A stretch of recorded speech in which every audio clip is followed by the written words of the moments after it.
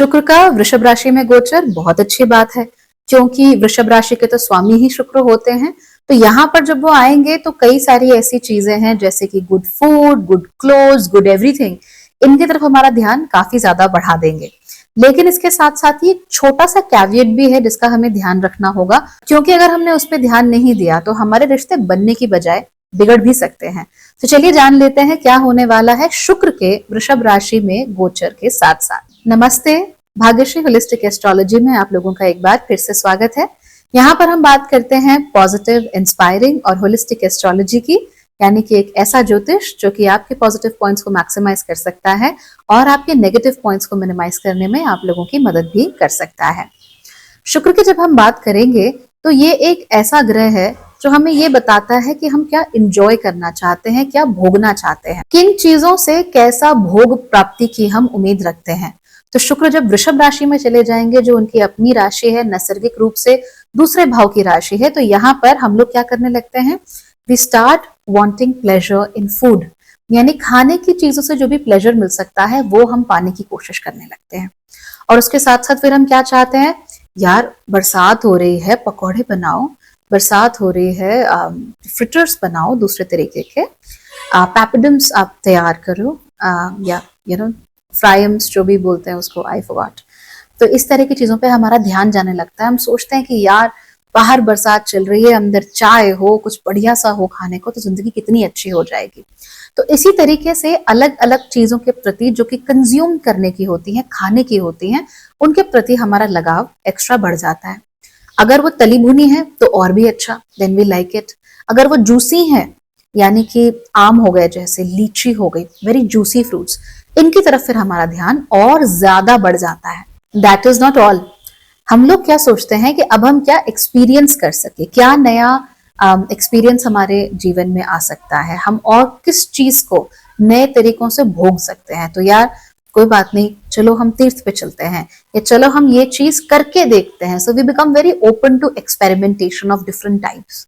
तो जीवन के हर एक हिस्से में हम लोग नए नए एक्सपेरिमेंट्स करना शुरू कर देते हैं, नए नए तरीकों से नई नई चीजों के प्रति आकर्षित होते रहते हैं। कई बार तो पुरानी ही चीज को लेकर एक नया नजरिया, एक नया स्टाइल बनाने की कोशिश करते हैं। जैसे कि आपके बाल हैं, आपको लगा कि भाई let's have a new hair style और let's have a new hair colour, या चश्मे का फ्रेम बदलते हैं या फ्रेम का कलर बदल देते हैं, कुछ भी बेसिकली। तो ये जो छोटे छोटे ट्वीकिंग और चेंजेस होते हैं ना अपने अंदर, ये करने का बहुत ज्यादा मन करने लगता है। एंड हम लोग अब थोड़ा सा बोल्ड एक्सपेरिमेंटेशन भी करना चाहते हैं, उससे हम घबराते नहीं। उल्टा हम ये सोचते हैं कि भैया अगर हम ये एक्सपेरिमेंटेशन कर पाते हैं तो शायद इसकी वजह से चीजें हमारी लाइफ में और बेहतर हो जाएं, और अच्छी हो जाएं। So this is the kind of mindset that we are able to develop during this time. हालांकि क्योंकि अपनी ही राशि में चले गए हैं शुक्र इस समय पर, और क्योंकि ये नैसर्गिक रूप से दूसरे भाव की राशि है, इसलिए यहाँ पर थोड़ा सा इशू तो होता ही है। अब इशू ये है कि देखिए, अगर वृषभ राशि में शुक्र होते हैं तो वो क्या कहते हैं कि भाई चाइल्डहुड में आपके साथ क्या हुआ। We start remembering our childhood a lot. हमें अपना बचपन बहुत याद आने लगता है। बचपन में हमारा घर कैसा था, हमें किस चीज का अभाव था, कौन सी चीजें हमें नहीं मिली, या कौन सी चीजें हमारे पास थी जो अब हमारे पास नहीं है, उसको लेकर भी बिकम वेरी हाइपर एक्टिव। हम उसके बारे में ज्यादा सोचने लगते हैं, उसके बारे में हम ज्यादा विचार करने लगते हैं। बचपन में क्या चल रहा था, बचपन में हम कैसे घर में रहते थे, कहाँ रहते थे, ठीक है, बचपन में हम कैसे कपड़े पहना करते थे, बचपन में हमारे पास कितने पैसे होते थे, कितने पैसे नहीं होते थे, बचपन में हम बंद समोसे खाते थे। तो इस तरह की चीजें हमको याद आने लगती है। इनफैक्ट फूड नॉस्टैल्जिया बहुत ज्यादा बढ़ जाता है। तो अगर आप देहरादून के स्कूल्स में पले बड़े हो तो आपने, आई एम श्योर, बंद समोसा खाया ही होगा। नाउ सडनली आप स्वीडन में बैठे हो, यूएस में बैठे हो, और आपके दिमाग में आता है यार बंद समोसा खाना है। तो आपका बचपन क्या खाते हुए, क्या एक्सपीरियंस करते हुए बीता, उसको लेकर हम बड़े सजग हो जाते हैं और उन एक्सपीरियंसेस को दोबारा से रेप्लिकेट करने की कोशिश करते रहते हैं। और इसी वजह से वो हर चीज जिसमें नॉस्टैल्जिक वैल्यू होती है वो हमारे पास वापस लौट लौट कर आना शुरू कर देती है। और इसको उभारने के लिए हम देख सकते हैं कि एक तो बुध भी इस समय पर कहाँ रहेंगे, कर्क राशि में। Again motherhood, motherland, home, that becomes important. And then Mangal और केतु इस समय पर सिंह राशि में बैठकर हमें सारी बातें ना याद दिला रहे हैं, ये भी वो भी वो भी वो भी, उभार उभार कर चीजें हमारे सामने ला रहे हैं। तो इसकी वजह से क्या होता है, वी आर रिमेम्बरिंग एवरीथिंग। खास तौर पे अपना बचपन हमें बहुत याद आता है। बचपन में जो भी चीज हमें सबसे ज्यादा, जिसने हमें खुश करके रखा, वो भी याद आएगी, और जिसने हमें सबसे ज्यादा पिंच किया वो भी याद आएगी। तो हो सकता है कि आपके घर वालों ने आपको 2 रुपए वाली पेंसिल दिलाई हो और आपकी फ्रेंड के पास 5 रुपए वाली पेंसिल, और इसकी वजह से आपके मन में हीन भावना घर कर गई कि यार उसके पास तो 5 रुपए वाली है, मेरे पास 2 रुपए वाली है, I just hate my family, they don't care about me. तो वो जो इमोशन था वो अगेन एक बार फिर से सरफेस में आने लगे। तो ये सारे के सारे जो ग्रह होते हैं ना, वो एक साथ टैंडम में काम कर रहे होते हैं, वो एक ही तरह के रिजल्ट्स बार बार लेकर आ रहे होते हैं। तो ऐसा नहीं होता कि 2 ग्रह कुछ बोल रहे हैं और 3 ग्रह कुछ और ही बोल रहे हैं, they will always work in tandem. फिर क्या है, यहाँ पर जो भाषा, लोक और संगीत जो कि हमारे घर से जुड़ा है, हमारे बचपन से जुड़ा है, हमारी रूट से जुड़ा है, वो और ज्यादा प्रोमिनेंट होने लगता है। और इसका एक और जो हमें कॉन्फर्मेशन है वो मिलता है बुध के कर्क राशि में जाने से। तो मैंने उस वीडियो में आपको बताया था कि किस तरीके से अब हमारी अपनी भाषा, हमारी अपनी बोली, हमारा अपना डायलेक्ट, उसमें जो गाने बनाए गए हैं। तो अगर अभी आप बिहार जाओगे तो आप बोलोगे भाई भोजपुरी गाने सुनाओ, आप कहेंगे एक काम करते हैं, भोजपुरी नहीं सुनाते, आपको हम मैथिल जो गाने हैं वो सुनाते हैं, या हम आपको अवधी अपनी ताल सुनाते हैं। तो वो भोजपुरी का लेबल लग गया ना, but now you know that there is Maithili and there is Awadhi and there are so many other languages that are spoken in Bihar. तो अब आप उससे कनेक्ट होना क्या कहते हैं शुरू कर दोगे, and I think it's really fantastic, क्योंकि हमारे लिए भी डाइवर्सिटी बढ़ती है और अपनी रूट्स के साथ कनेक्ट होने का एक और मौका हम लोगों को मिलता है। And then of course childhood nostalgia जो है, तो जो गाने हमें बचपन में पसंद आते थे, सडनली आप यूट्यूब पे गाने सुन रहे हो, आपने प्लेलिस्ट चला रखी है रैंडम, और वो आपको पुराना गाना 12, 13, 14 साल पहले कभी सुना था, आप उसको एंजॉय करते थे, वो एकदम से आपकी फीड में आ गया, नहीं अरे ये गाना कैसे आ गया यार, इतने साल हो गए गाना नहीं सुना, and you listen to that and then you go back to the groove, you go back to the jam. तो जो चीज है वही नॉस्टैल्जिक वैल्यू वाली है, नॉस्टैल्जिक मेमोरी वाली है, वो वापस आती है।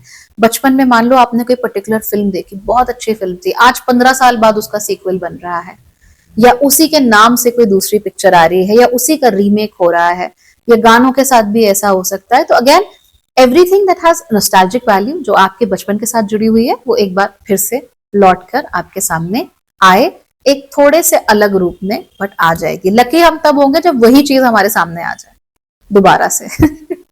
इनफैक्ट इस समय पर अगर आपने बचपन में किसी से दिल खोलकर प्यार किया हो, you really really loved them, okay, कोई ऐसा व्यक्ति, कोई लड़का, कोई लड़की जिसने आपके दिमाग में प्रेम कैसा होना चाहिए उसकी एक परिभाषा गढ़ दी है, वो व्यक्ति या तो खुद ही आपकी लाइफ में समहाउ वापस आ जाए, या फिर आपको किसी ना किसी प्रकार से दिख जाए, यानी सजेशन में आ जाए, फ्रेंड सजेशन में, या लोग उसका नाम लेने लगे, या कहीं दिख जाए, कुछ हो जाए, suddenly you like oh yeah this is what I used to like, मुझे इस व्यक्ति में ये पसंद आता था, मुझे उनका बात करने का तरीका अच्छा लगता था, उनकी एम्पैथी अच्छी लगती थी, वो मुझसे कुछ डिमांड नहीं करती थी या करता था, मुझे ये अच्छा लगता था। सो जो आप भटक से गए थे कहीं जिंदगी में, कुछ समझ नहीं आ रहा था कि यार क्या हो रहा है,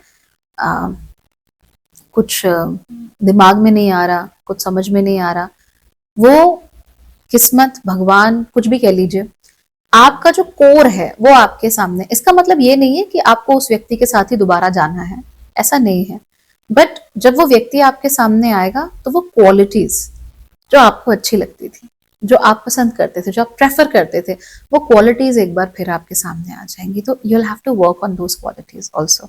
अब ऐसा नहीं है कि कोई व्यक्ति सामने आ गया और आप भी जेट स्पीड पर उसके पीछे चल दिए, ऐसे नहीं करते।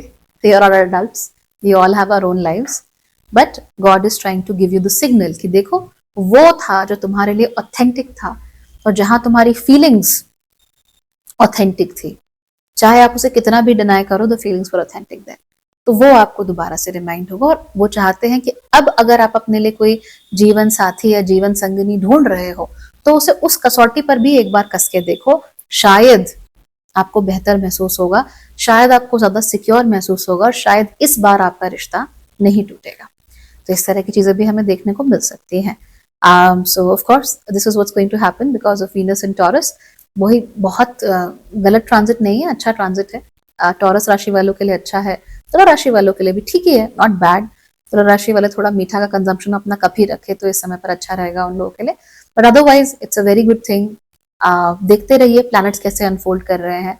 समय थोड़ा टॉपसी टर्वी जरूर है, तो मैं आपको ये तो बिल्कुल नहीं बोलने वाली कि everything is good and everything is cool, ऐसा तो नहीं है, थोड़ा सा डामाडोल तो है समय, पर ऐसा कुछ नहीं है जो हम अपनी जिंदगी में मैनेज नहीं कर सकते। अगर जानकारी होगी, अगर हम अवेयर रहेंगे तो सारी चीजें मैनेज हो जाती हैं। अवेयरनेस नहीं है तो फिर कुछ भी मैनेज नहीं होता।